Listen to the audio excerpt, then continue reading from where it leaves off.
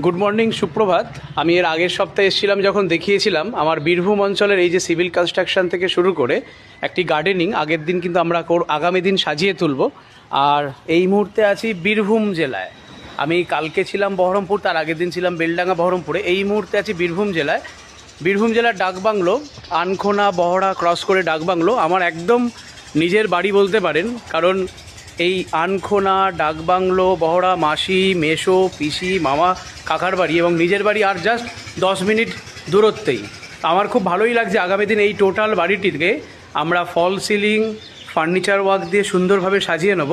এটা ঢোকা মাত্র এখানে ডাইনিং, এই ডাইনিংয়ের ওপর দিক থেকে আমরা ফল সিলিং করব এবং টিভি ইউনিট থেকে শুরু করে যাবতীয় যা কিছু, অল টোটাল এটি 3 BHK প্রজেক্ট, প্রায় 1000 স্কোয়ার ফুটের ওপরে। তো আমরা আগামী দিন এই টোটাল বাড়িটি সুন্দরভাবে মডিফিকেশান করব, কোথায় টাইলস ওয়ার্ক করলে খুব সুন্দরভাবে সাজানো যায়, সবটাই শুরু থেকে